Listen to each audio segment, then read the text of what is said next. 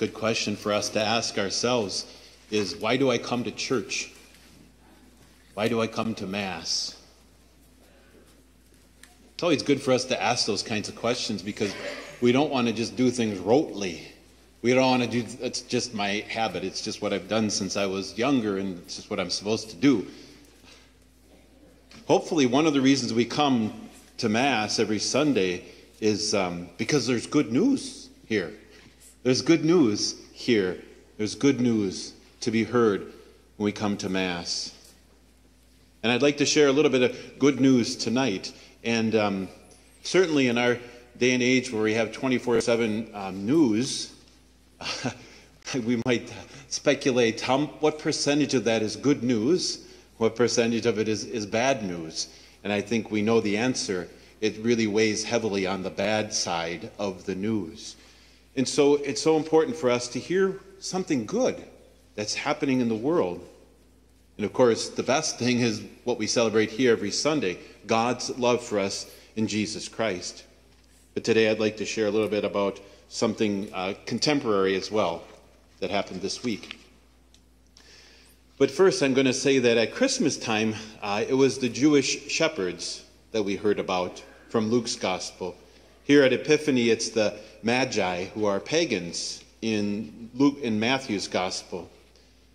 But although they are very different, they have one thing in common. They both are seeking. Both the shepherds and the Magi are seeking. The shepherds are people of faith, and they are told by the angel to seek the newborn Savior in Bethlehem. And they understand it. They have the revelation of the Old Testament to guide them. They are Jewish people. They are people of the covenants. And so they understand a Savior is to be born. And so they go in haste to Bethlehem. The Magi, they are intellectual. They are non-believers. They seek signs in the stars. They don't exactly know where they're going when they're following this star. They just follow the bright light. And then they come to Jesus. And they think he's a king, which indeed he is a king. But he's more than a king. He is, as the angel says to the shepherds, he is a Savior. You may have heard this famous quote from Aristotle from his Metaphysics. He says, all men by nature desire to know. All men, all women, men and women, by nature desire to know. That means that we are seekers. We are all seekers. We are seeking answers in life. We are seeking answers to make sense of life. We are seeking someone to show us the way to a good life, to the fulfillment of life. We are seeking good news. So interesting that word seek I found in another place this week, and it was Seek 24. Maybe you heard about it. I don't think this was among all the bad news stories that are in the national news, but I found this news story. It's good news. Good news. It's not the gospel per se, but it's the gospel lived out. And if the gospel ain't lived out, sorry about that, if the gospel ain't lived out, then it's nice. It's nice. Okay, let's do something else now. The gospel's nice. I don't have to open that book up. It's nice. But the Seek 24, this is happening now. Good news in St. Louis. You've heard of the Fellowship of Catholic University Students, Focus. They have this conference called Seek, and it's called Seek 24. Wonder why? Because it's 2024. And the conference I think it just finished. It was underway this week in St. Louis. There were, here's the good news, more than 19,000 people there. And they were mostly young people from around our country and around the world. The event, which is taking place at the former NFL stadium, aims to galvanize young people to deepen their Catholic faith and to share their Catholic faith. They're seeking. What is it about young people that they seek, and then when we get older, do we continue seeking? Or do we just kind of say, oh, I think I figured it all out, or I guess I don't know. I hope that we keep seeking as adults, once we get past that college age.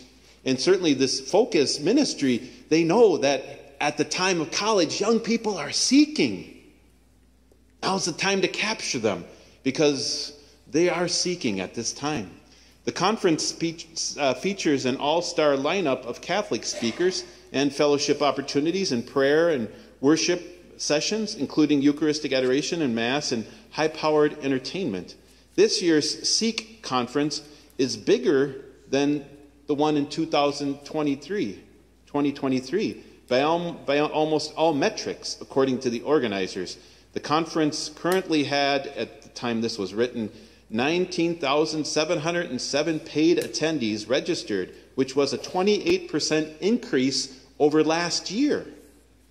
An even greater number of participants is expected this past Wednesday evening when Catholics from the St. Louis area were invited to join the conference attendees for a massive celebration of Eucharistic adoration. Last year, more than 1,800 local St. Louisians, I never heard that before, St. Louisians, if I'm saying it right, those from St. Louis, joined in adoration, and more than 500 priests heard more than 3,000 confessions in 2 hours. Focus spokeswoman Kate Milligan said that they hope to surpass 24,000 attendees this year for adoration. The Archbishop of St. Louis, Mitchell Rozansky, he said, quote, "When I look around and I see these young people coming from all over the country and even from all outside the world, I think the church is alive. The church is well. And the church has witnesses. And that's what we really need. That's what this Seek conference really brings about in the church. True witnesses to Jesus Christ." So what is Focus? Now, I know some people know about it because I think they're up at the University of Mary in Bismarck, where I think a good number of our students go. And also they're at UMD here in Minnesota and Minnesota State. I looked that up online. So what is Focus? We're all on mission together. That's what they say. That's what it said when I looked up their website. We're all on a mission together. I do have to ask this again. Does that end when you become 30 years old? Does it end? Or when you become 40 years old? Or into your 50s? Or when does it end? When does mission end for the church? It says, we're all here for the same reason. This is why they do their mission work. Because of Jesus. The good news. Why we're here too, right?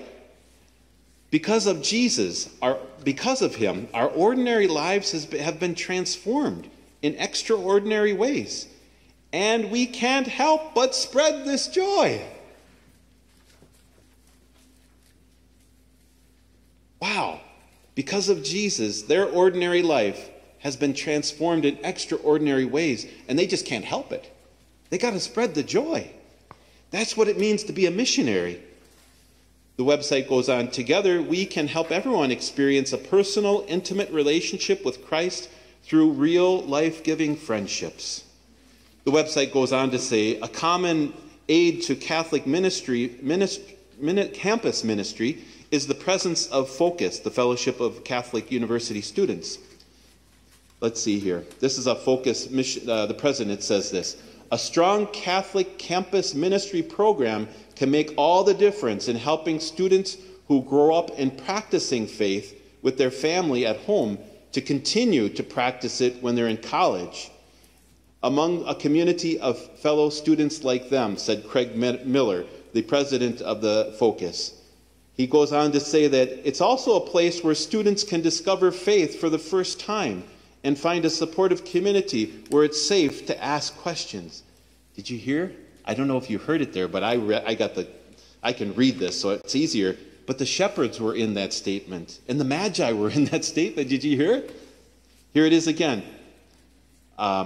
He says that a strong Catholic campus ministry program can make all the difference in helping students who grow up practicing the faith with their family at home. That's the shepherds. They got the faith. They got the faith. to continue practicing it when they're college. That's what parents and grandparents and aunts and uncles might fear. When they go off to college, are they going to lose their faith?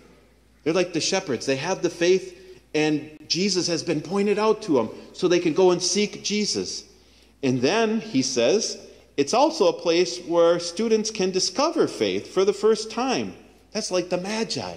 They discovered Jesus for the first time in a supportive community and where it's safe to ask questions. So what's the history of Focus? Focus was founded in 1998 and invites college students into a growing relationship with Jesus Christ and his church, inspiring and equipping them for a lifetime of Christ-centered evangelization, discipleship, and friendship. Focus started with 2 missionaries. How many apostles did Jesus start with? Seems like he called 2 brothers to begin with, didn't he?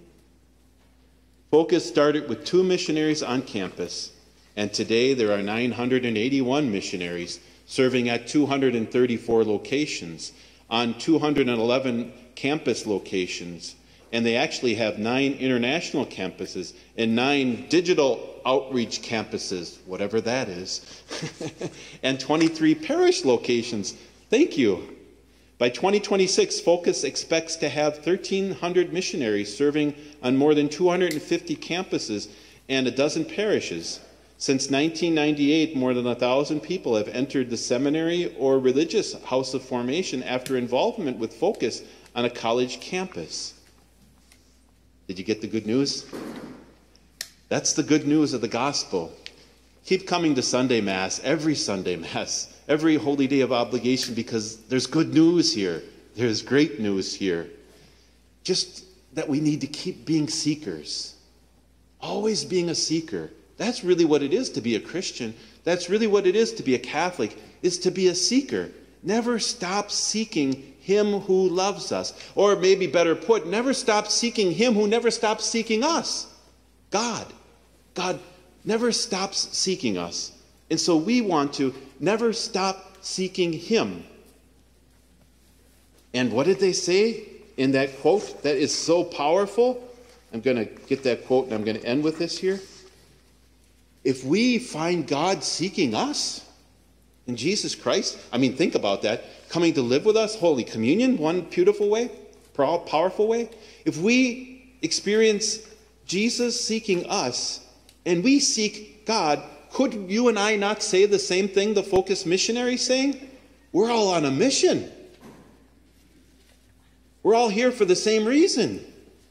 Because of Jesus, our ordinary lives have been transformed into extraordinary ways, and we can't help but spread the joy.